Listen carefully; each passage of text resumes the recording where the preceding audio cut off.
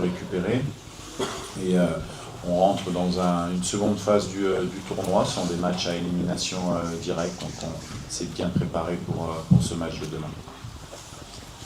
Thank you, Coach. Cedric, I'm just going to pose the same question to you. From a player's perspective, how are you feeling? What are some of the conversations at this stage of the competition ahead of the match tomorrow? On se sent plutôt bien. Voilà, l'équipe prépare cette rencontre depuis... C'est pas ma faute. Bonjour à tous déjà. Donc on se sent plutôt bien. L'équipe prépare le match depuis pas mal de jours. Et donc voilà, le moral est au zénith. Et j'espère qu'on réalisera une très belle rencontre demain face à l'Algérie. Thank you. Now I'm going to open the floor for questions, please. Bonjour coach, c'est Triomphe Efongue pour le compte du journal Africa News basé à Kinshasa. Coach, hormis les matchs amicaux qui se sont soldés, je disais, coach, hormis les matchs amicaux qui se sont soldés par un match nul, les RDC et l'Algérie se sont affrontés à 2 reprises à la CAN, mais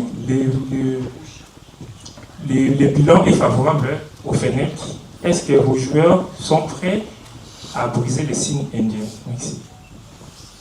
Nous, on est concentré sur la phase actuelle. Après,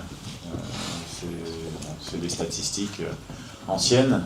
Nous, aujourd'hui, on est concentré sur le match de demain et on va tout faire pour pouvoir se qualifier pour les quarts de finale demain. Bonjour coach. Bonjour Seba. C'est Lauriane Le Tour là. Shalom Africa depuis Kinshasa. Et là, je ne pose pas en lingala, je vais poser en français. L'équipe est très attendue à Kinshasa par le public. Comment gérez-vous l'attention de ces matchs de demain? Comme d'habitude, hein, c'est des matchs à fort enjeu, puisque c'est une place en quart de finale qui se joue contre une très bonne équipe africaine. Nous, on est contents parce que ça nous fait encore progresser dans la préparation des matchs. Ça va encore nous faire donner pas mal d'expérience encore à gérer ce genre de match.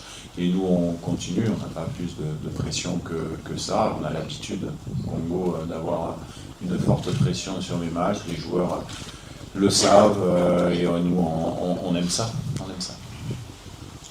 Merci pour la parole, Patrick Osomba, pour les comptes, je suis la coach, oui, pour les comptes de B1 Télévision, RDC.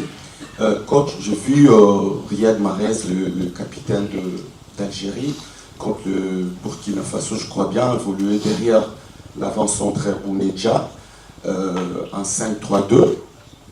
Généralement, il joue sur un côté, sur le côté gauche. Mais dans la préparation de cette rencontre, avez-vous tenu compte de cet aspect tactique? Merci. Nous, on se concentre d'abord sur notre équipe, sur notre jeu.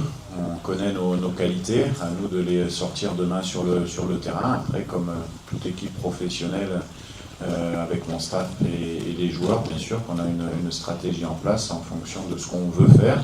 Et on connaît bien sûr bien les joueurs de l'Algérie, les systèmes qu'ils ont utilisés. Et voilà, après chacun a ses choix, fait ses choix. En tout cas, le principal pour nous, c'est de faire un bon match comme on a su le faire précédemment.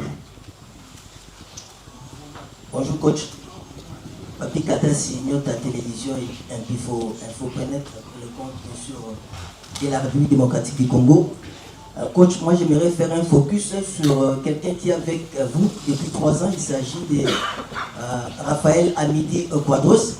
On sait qu'il a 52 ans, il est né d'un père algérien et puis d'une mère espagnole. Voilà, donc il a un parcours élogieux. Il a été aussi du côté de la jeunesse sportive. Comme vous, en juillet 2016, vous avez terminé premier, deuxième plutôt en championnat d'Algérie, et puis vous avez joué la Ligue des Champions avec cette formation. Est-ce que le fait de l'avoir au niveau, bien sûr, de votre staff technique, c'est un avantage avant ces matchs? Tous les membres de mon staff technique sont importants, tous, que ce soit le staff technique, que ce soit le staff logistique, tout le monde, on travaille tous dans le même sens. Je suis content d'avoir tout le monde. avec moi et on est focus sur le match de demain.